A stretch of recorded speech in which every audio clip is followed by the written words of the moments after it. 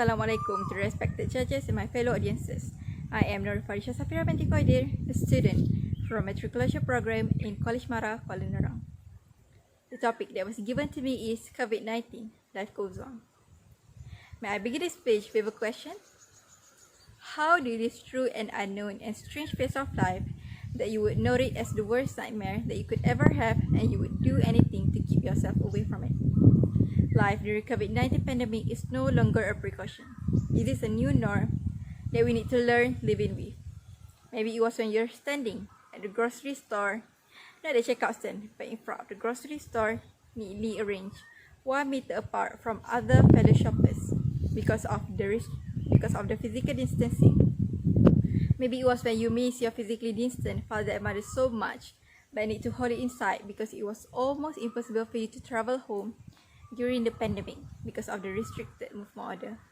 Maybe it was when you heard a doctor at the nearby hospital talk about how the hospital got so packed with coronavirus patients that they need to work for 3 days straight just to make sure that there are no more patients that need to be treated on the floor. Or maybe it was when you realized that nothing means more than the time that you were laughing with your families before the pandemic hits. This is surreal. We told ourselves, maybe over and over, but it is the bitter reality that we need to swallow. No more safe hugs with the friends, no more late night McDonald's dine-in meals after a heavy study group session with the buddy.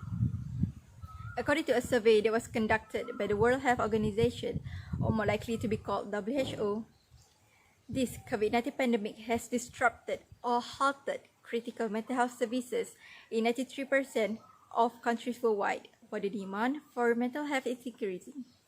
It is devastating, indeed, to think about how many people are suffering in silence, zipping their anxious feelings inside. Many effective ways to cope with anxiety during the pandemic are being unfolded widely and globally through various mediums. It doesn't matter having this situation as a hard one or a tolerable one. Both perceptions are valid.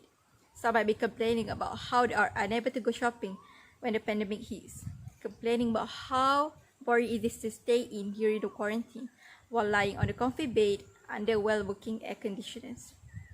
Some might sigh for the thousandth times of the day for thinking how hard it is to feed their children with a spoon of rice after the RMO started.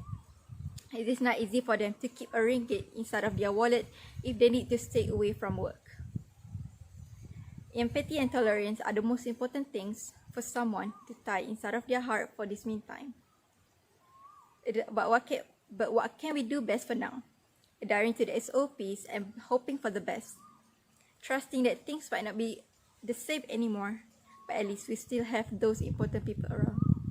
Believing each other is what makes things work well for now. And let's keep the life goes on. Thank you for listening.